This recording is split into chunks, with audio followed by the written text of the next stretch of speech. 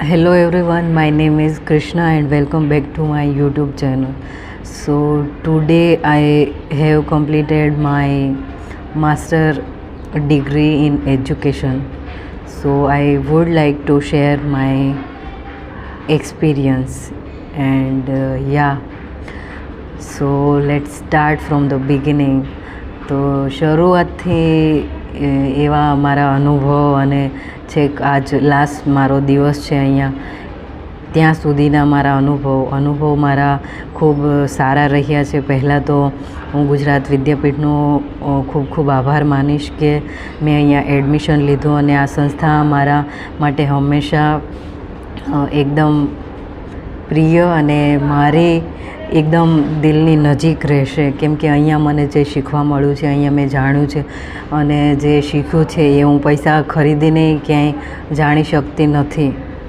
Like કે અનુભવ છે એ એવી વસ્તુ છે કે તમારે કમાવવું પડે છે, એ તમને ક્યાંય મળી જતો નથી. તો મારા જીવનમાં ખૂબ ઉપયોગી એવા મારા જે અહીંયાના પ્રોફેસર્સ છે બધાય, એની હું ખૂબ ખૂબ આભારી છું એટલા માટે કે એ લોકોએ ક્યારેય મને કોઈ વસ્તુની ના નથી પાડી અને મારે જ્યારે પણ કાંઈ ગાઈડન્સની જરૂર હોય તો તે લોકો હંમેશા મારી સાથે અને હંમેશા મને સલાહ સૂચનો આપ્યા છે. તો એના માટે મારા જે ગુજરાત વિદ્યાપીઠના અને એમએડના જેટલા પ્રોફેસર્સ છે એમનો ખૂબ ખૂબ ધન્યવાદ. અને વિશેષ ધન્યવાદ એ લોકોનો કે જે મારા ક્લાસમેટ છે એમનો, કારણ કે એ લોકો સાથે હું 2 વર્ષ રહી છું. તો એમની સાથે મને જે અનુભવો થયા છે એ હું ક્યારેય પૈસાથી ખરીદી નહીં શકું. તો એ અનુભવો અમૂલ્ય અને અવિસ્મરણીય છે, કારણ કે અહીંયા શરૂઆતથી થોડીક મને આવા વાતાવરણમાં સેટ થવામાં થોડીક તકલીફ થઈ. મને એવું લાગ્યું કે આ જે સંસ્થા છે એ મારા માટે નથી, આ લોકો છે એ મારા માટે નથી, આ વાતાવરણ છે એ મારા માટે નથી. But that time I was wrong. કે આપણે ક્યાંય પણ જઈએ છીએ તો જે વાતાવરણ હોય છે એ આપણી તરફ હોય છે એવું ક્યારેય હોતું નથી. તો વાતાવરણ અને લોકો હોય છે એ હંમેશા આપણાથી વિરુદ્ધ જ હોય છે અને એનું નામ જ જિંદગી છે. તો એ મેં અહીંયા આવીને શીખ્યું છે અને એ મારા જે બધા ક્લાસમેટ છે એમનો ખૂબ ખૂબ આભાર કે એમને મને શીખ્યું. અને અમુક વાર એવું પણ થયું છે કે એવી નાની નોકઝોક થઈ છે, પણ મનમાં મારે કોઈ માટે કાંઈ રાગ દ્વેષ નથી, કેમ કે હું દિલની એકદમ સાફ છોકરી છું. જેવી બહાર છું એવી જ અંદર છું. એટલે મને દેખાડા પસંદ નથી અને બસ હું આમ સીધી સાદી છોકરી છું. પણ મને પાછા કોઈ છેડે તો હું એને જવાબય આપું છું, એમ સીધી સાદી નથી, પણ આવી રીતે કે દિલની એકદમ એવી છોકરી છું કે ખુલ્લી કિતાબ જેવી, કે જેવું અંદર છે એવું બહાર જ છે. અને મને દેખાડા કરતાં આવડતા નથી અને ગમતા પણ નથી. તો એ લાઈફ છે એ બહુ સારી રહે. અને આમ એજ્યુકેશનમાં વાત કરીએ તો મારા 2 વર્ષ બહુ સારા રહ્યા છે અહીંયા. અને મારી ફેવરેટ જે જગ્યા છે લાઇબ્રેરી જે છે એ જગ્યા એટલી મારી પ્રિય છે કે ત્યાં મેં 1 વર્ષ હું અપડાઉન કરતી હતી, એટલે ત્યારે હું એટલે લાઇબ્રેરીમાં નહોતી આવતી. પણ જ્યારે બીજા વર્ષથી મેં જ્યારથી હોસ્ટેલ જોઈન કરી છે ત્યારથી લાઇબ્રેરી છે એ જ મારું બીજું ઘર છે. એટલે આખો દિવસ હું ત્યાં રહું છું અને આખો દિવસ હું ત્યાં વાંચું છું. એટલે મને જેટલો માણસો સાથે લગાવ નથી થયો એટલો મને લાઇબ્રેરી સાથે છે. અને લાઇબ્રેરી મારા માટે એ એવી જગ્યા છે કે મને આમ છોડવાનું મન નથી થતું. અને મને એમ થાય છે કે હવે આ જગ્યા અને આવી લાઇબ્રેરી હું ક્યારે મેળવીશ અને ક્યાં લાઇબ્રેરીમાં હું હવે વાંચવા આવીશ. તો મને જે થાય છે એ લાઇબ્રેરી માટે અને જે લોકો મારા જીવનમાં આવ્યા અને એણે મને ઘણા અનુભવો આપ્યા અને એના ઉપરથી હું ઘણું શીખ્યું છું. તો એ બધી વાતો માટે બધાયનો ખૂબ ખૂબ આભાર. અને જે મારા ક્લાસમેટ છે એ લોકોને એમનો ખાસ આભાર, કેમ કે એ લોકોએ જે મને શીખવું છે ને એ દુનિયામાં મને કોઈ ના શીખવી શકે. ઇવન મારા જે પેરેન્ટ્સ છે એ પણ ના શીખવી શકે, કેમ કે મારા પેરેન્ટ્સ છે એ મને ખાલી સલાહ આપી શકે છે અને મારા જે પ્રોફેસર્સ છે એ પણ મને ખાલી સલાહ આપી શકે છે. અનુભવ કોઈ આપી નથી શકતા, એ ખુદ આપણે કમાવવો પડે છે. તો બધાયથી જે મોટી વસ્તુ છે એ મેં અહીંયા કમાઈ છે એ મારો અનુભવ છે. અને માર્ક્સ છે એ 1-2 ઓછા આવે તો ચાલશે, કેમ કે માર્ક્સ સાથે એટલું બધું મારે લગાવ નથી અને મને જે મેળવવું છે એ હું મેળવીશ તો બસ મારી જિંદગી અને એ બધું મારું સફળ છે. પણ અહીંયા વિદ્યાપીઠ સાથે મારે દિલથી નાતો એટલા માટે રહેશે કેમ કે મારી યુટ્યુબ ચેનલ છે એની શરૂઆત મેં અહીંયાથી કરી છે.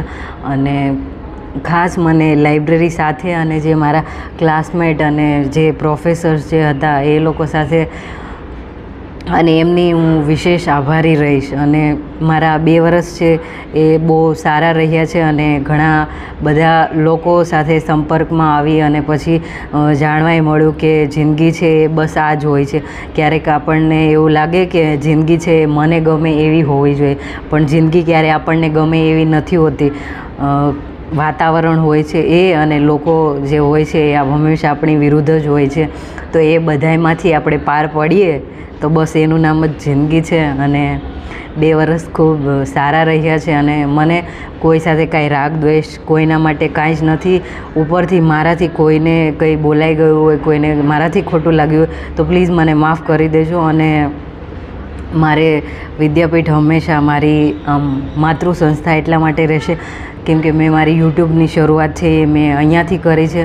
અને એ લોકોનો આભાર કે જે લોકોએ મારી અમુક વસ્તુઓ છે જેમ કે યુટ્યુબ છે, મારા ભણવા ઉપર, એ બધાય ઉપર મને ક્રિટિસાઇઝ કરી છે. તો જે લોકો ક્રિટિસાઇઝ કરે છે એ માટે એ લોકો જે હોય છે એ હંમેશા આપણા માટે ગુરુનું કામ કરે છે. કેમ કે જે લોકો આપણને ક્રિટિસાઇઝ કરે તો આપણે પછી એ વાતને વધારે વિચારીએ છીએ કે ખરેખર આ વસ્તુ આવી રીતે છે અને મારે શું બનવાનું છે, એ દિશામાં આપણે આગળ વધીએ છીએ. તો આપણને જ્યારે કોઈ ક્રિટિસાઇઝ કરે કે આપણા વિશે કોઈ ખરાબ બોલે કે આ આવી છોકરી છે અને આ આવું કરે છે અને આનામાં આ ખામી છે, તો તમારે ક્યારેય ખોટું લગાડવાની કાંઈ જ જરૂર નથી. કારણ કે આપણી જે ખામીઓ ગોતનારા છે એ આપણને આગળ એક લેવલ પહોંચાડે છે કે બસ જો તારી ભૂલ અહીંયા છે અને હવે તારે આ ભૂલ સુધારવાની જરૂર છે. એટલે એ લોકોથી ક્યારેય આપણે બીવાની જરૂર નથી.